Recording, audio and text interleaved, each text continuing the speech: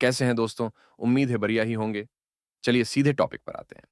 तो सवाल ये है आज के टॉपिक का कि अब परब्रह्म, प्रकृति और कल्कि के बीच में क्या स्थिति होगी?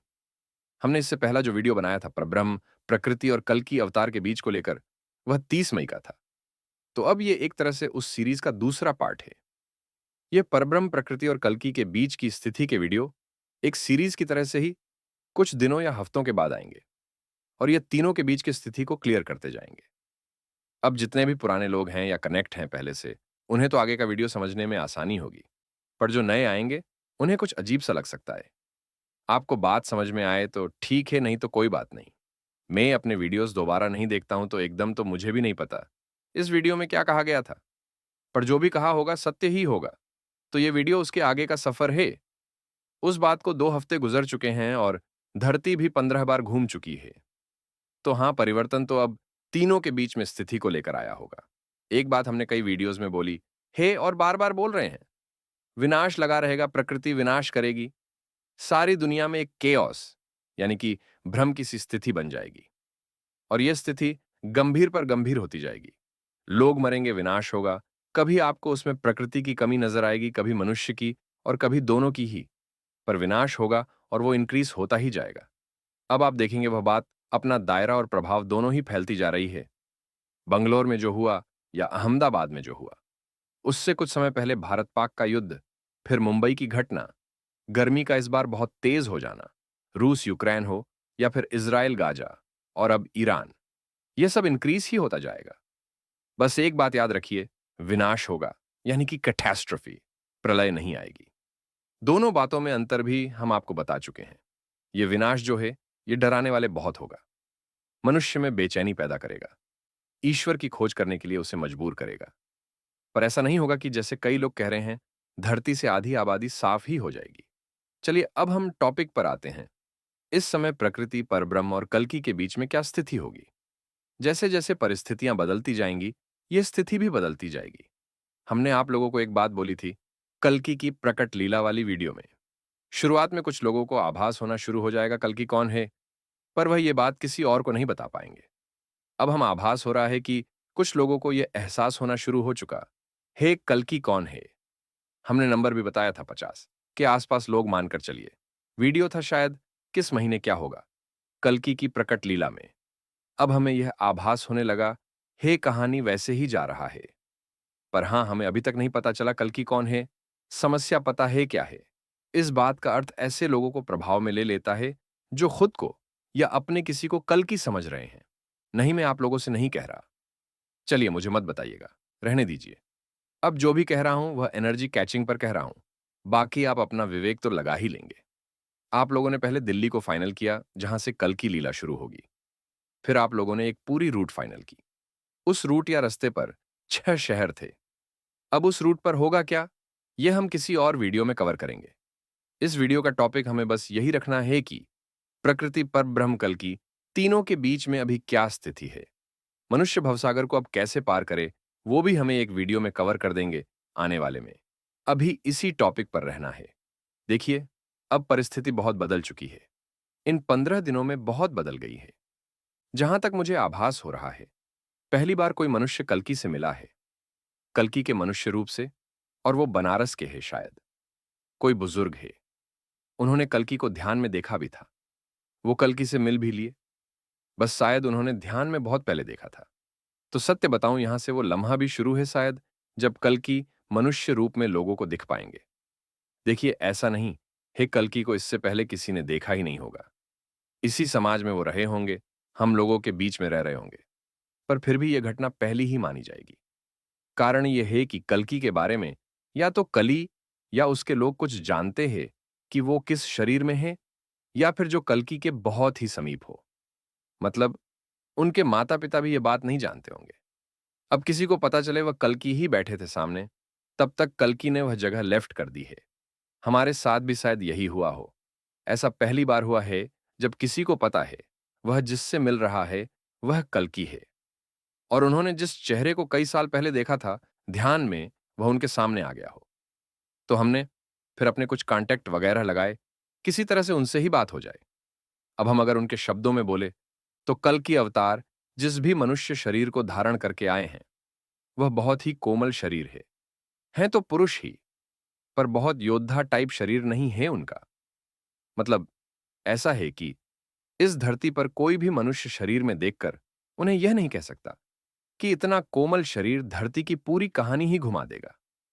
आप भरोसा इसलिए कर सकते हैं क्योंकि कली के जो मैं स्रोत है ना, उनका भी कल्कि के मनुष्य शरीर के बारे में यही कहना है।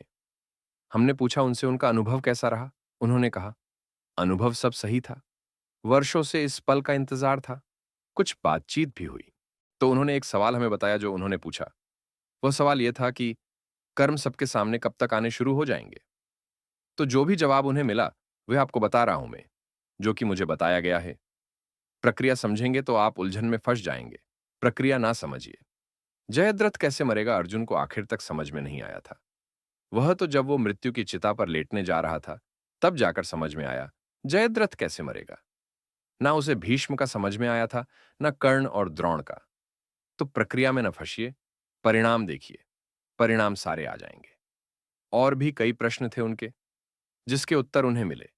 अब हम करने को तो उनका नाम पता सब ओपन कर दें, पर फिर लोग उन्हें परेशान कर देंगे। तो वो बात ठीक नहीं। पर फिर भी अगर चीजें बैठती है तो हम उनका अनुभव आप लोगों के साथ शेयर कर देंगे। अब हम अपने टॉपिक पर आ जाते हैं। अपनी एनर्जी कैचिंग एबिलिटी और अपने आभास पर जो भी देख पा रहे हैं। तो आप लोगों ने कल की अवतार की रूट फाइनल कर दी है। वह 6 शहर। दिल्ली। दिल्ली से वो 6 शहर ही कल की अवतार की यात्रा का शुरुआती रूट रहेंगे। तो कुल मिलाकर ये 7 शहर हो गए। देखिए दोस्तों, एक बात याद रखिएगा, ये 6 शहर या 7 शहर मैंने नहीं सेलेक्ट किए हैं, ये आप लोगों ने किए हैं। तो कल कोई कोई मुझसे नहीं बोलेगा कि ये रूट मैंने तय की थी, मैंने नहीं की है। ये जनता ने या आप लोगों ने तय की है। मैंने तो बस एनर्जी सिस्टम में रखकर चेक कर ली है। और जो मुझे पता चला है, आपके द्वारा सेलेक्ट रूट ही फाइनल है, वही चलेगी। सूरज पूरब को लेफ्ट करके पश्चिम से निकल सकता है, पर यह रूट जिसको आपने वोट किया है, वह नहीं बदलेगी। आपको पता है यह रूट इतनी इंपॉर्टेंट क्यों थी? ये इसीलिए इंपॉर्टेंट थी क्योंकि इसके बाद अगला फेज होगा। वह 100, 2 या 400 शहर एक साथ होंगे। अगर आप 200 शहर भी लेते हो, तो इसका अर्थ यह हुआ कि दुनिया में 200 के आसपास देश हैं और 190 देशों की आबादी इन 200 शहरों से कम ही होगी। या फिर यूं कह लो कि मात्रा 7-8 देश ऐसे होंगे जिनकी आबादी इन 200 शहरों से ऊपर होगी। इसका एक और अर्थ हुआ, कल की इसके बाद से या तो प्रदेशों में अपना काम शुरू कर देंगे या फिर देशों में भी करना शुरू कर दे। तो कल की प्रकट लीला में यह आखिरी फेज होगा जहां तक कल की अपनी शक्तियां अपने आप को छिपा पाएंगे।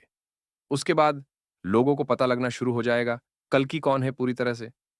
एक बात और, जितने भी लोग कल्कि के एक्सपर्ट होने का दावा कर रहे हैं या अपने आप को कल्कि कह रहे हैं या ज्ञान दे रहे हैं, कोई भी कल्कि की रूट नहीं बदल पाएगा। आपने जो सेलेक्ट किया है उस पर परब्रह्म, प्रकृति और कल्कि तीनों की सील लग चुकी है। तो वो रूट यहां से वहां नहीं होगी। जो कुछ होना होगा इस रूट पर होगा। पर अब हम वो बात किसी और पॉइंट पर कवर करेंगे कि क्या करेंगे क्या नहीं। अब हम प्रकृति, परब्रह्म, कल्कि तीनों की एनर्जी कैच कर लेते हैं। परब्रह्म और कल्कि के बीच में अब से कुछ समय पहले बहुत इश्यूज थे। कल्कि को जो सबसे विशाल दिक्कत थी वह इस बात को लेकर थी कि वह परब्रह्म और प्रकृति की पहचान ले नहीं पा रहे थे। उन्हें अजीब सा लग रहा था और उसका कारण भी था। एक नॉर्मल से मनुष्य को अगर परमात्मा की तरह ट्रीट किया जाएगा तो वह एक्सेप्ट नहीं करेगा। पर मुझे ऐसा लगता है कहीं ना कहीं अब चीजें बहुत बेहतर हो गई होंगी। कल्कि की कुछ भाग्य से, कुछ नियति से एडजस्ट कर चुके होंगे। पर इस सब में जो सबसे क्रिटिकल हाथ रहा वह रहा प्रकृति का। प्रकृति ने कहानी ऐसे घुमाई है कि वह सब सामंजस्य कल्कि का लोगों से, लोगों का कल्कि से बैठने लग गया होगा। अब परब्रह्म और कल्कि की मनुष्य चेतना दोनों के बीच में कई उलझनें कम हो गई होंगी। परब्रह्म के अंदर तो कोई रहती नहीं, जो भी रहती है वो कल्कि की मनुष्य चेतना में रहती है, पर अब वह बहुत कम हो गई होंगी। अब इसका जो असर हुआ है, जो मुझे दिखता है, दोनों के बीच में विरोधाभास अब कुछ कम हो गया होगा। दोनों ही पहले से ज्यादा एक हो गए हैं। जैसे जैसे समय गुजरेगा और कल्कि का प्रकटीकरण समीप आता जाएगा, ये दोनों पूरी तरह ही एक हो जाएंगे। पर हां, हर बात का क्रेडिट सबसे ज्यादा है प्रकृति का। और हां, एक बात और, अब इन तीनों एनर्जीज में एक एनर्जी कुछ कुछ कनेक्ट होने लगी होगी। वह एनर्जी है जनता की, मतलब आप लोगों की, हमारी। हालांकि ये एनर्जी अभी बहुत कम है, मतलब अभी ये परब्रह्म प्रकृति और कल्कि की एनर्जी को बस टच भर कर पाई है। पर टच भर कर पाने में देखो, कल की अवतार की पूरी रूट यही एनर्जी तय कर रही है। तो जैसे जैसे इसका प्रभाव इंक्रीज होता जाएगा, ये जनता की एनर्जी कई चीजें तय करेंगी। चलिए, यह तो आपको अपडेट दे दिया। अब उस रूट पर क्या होगा और भवसागर से आसानी से मुक्ति कैसे पाए, वह किसी और वीडियो में बात करेंगे। कुछ प्रश्नों के उत्तर ले लेते हैं। यह जो बात फैलाई जा रही है कि केवल त्रिकाल संध्या वाले बचेंगे, या फिर केवल शाकाहार वाले, या फिर केवल फलाना और केवल ढिकाना, यह गलत बात है। देखिए, एक बुद्धि से दूषित आदमी अगर शास्त्रों को समझ ले, जान ले, तो वह चीज किसी के लिए भी सही नहीं होती। ना तो उस आदमी के लिए सही होती है, ना मानवता के लिए। शास्त्रों की बात को ऐसे घुमा दो, वैसे घुमा दो, कुछ भी बोल दो। लोगों ने धंधा बना लिया है। यह वह समय है जब इस धरती पर बस 1% आबादी ही सही चल पा रही होगी, मतलब 100 में से एक आदमी। वह इकोसिस्टम ऐसा बन चुका है कि अगर कोई गलत नहीं कर रहा तो समाज उसे बाहर कर देगा। अब आप यह ना सोचिए कि वो 1% केवल हम हिंदुओं में ही है, और वह भी वही हैं जो शाकाहार कर रहे हैं या त्रिकाल संध्या कर रहे हैं। प्रकृति जब भी विनाश करती है, वह सेलेक्टिव मोड पर नहीं चलती। भूकंप अगर आया है तो प्रहलाद और हिरण्यकश्यप दोनों को ही लेकर जाएगा। भवन दोनों पर ही गिरेगा। प्रकृति का विनाश कभी भी अंतर नहीं करता है, कभी भी नहीं। आप ये ना सोचिए कि इससे प्रकृति के सिस्टम पर कोई फर्क आ जाएगा। 1000 लोग अगर दुनिया में नहीं रहे, उनके कर्म बचे हुए हैं तो कोई बात नहीं, वो अगले जन्म में भोग लेंगे। कल की अवतार का विनाश चलेगा पूरा सेलेक्टिव मोड पर, मतलब चुन चुनकर। आप जब ईश्वर का नाम लेते हो, सही कर्म करते हो, तो बस वह आपका प्रारब्ध संभालता हो। दूसरी बात, देखिए कठिन समय है, मन सबका बेचैन है, ईश्वर की तरफ दिमाग लोगों का ज्यादा घूमेगा। जैसे जैसे यह कहानी आगे चलेगी, अच्छे अच्छे नास्तिक पटरी पर आएंगे। पर गलती से भी कभी गलत गुरु ना बनाइए। वो एक धर्म के श्लोक के पीछे कुछ और ही कहानी अपने स्वार्थ की लगा देते हैं। जैसे जैसे यह कहानी चलेगी कल की अवतार की, आप लोगों को ईश्वर की कार्य प्रणाली समझ में आती जाएगी। जो कुछ भी होना है, वह होकर रहेगा और उसे कोई रोक नहीं पाएगा। हम लोग अभी इस कहानी में जिस भी स्टेज पर एंटर कर रहे हैं, यह चलती हुई कहानी है। मतलब, समझ रहे हैं आप इस बात का? हम भाग्यशाली है कि इस कहानी को फील कर सकते हैं।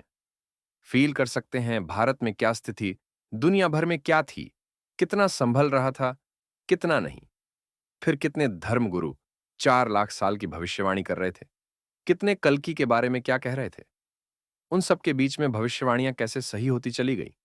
कल्कि ने एंट्री ली कहां से? मतलब ऐसी एंट्री की हवा को भी हवा ना लगे और उनका प्रभाव फैलता चला जाए। तो जिस बात को, जिस चीज को अभी हम फील कर सकते हैं, आने वाली जनरेशन, या फिर कह लो जिन्हें 1 साल बाद भी पता चलेगा कल की कौन है, वह लीला क्या थी, वह लोग नहीं फील कर सकते या कर पाएंगे। फिर तो सारी दुनिया को पता चल ही जाएगा। अच्छा, चलते चलते, मैं नहीं जानता कल्कि कौन है। कल्कि को केवल उनके कर्म और शक्तियों से ही पहचाना जा सकता है, और कोई तरीका नहीं है। मैं तो बस आभास कर सकता हूं, बाकी आप अपना विवेक लगाइए। और बाकी कोई भी आदमी मुझे यह ज्ञान ना दे कि कल्कि कहां पर है और कौन है, पक चुका हूं मैं। फिर भी ट्रोलर्स आ जाएं, ब्लॉक आपको राघव कर देगा।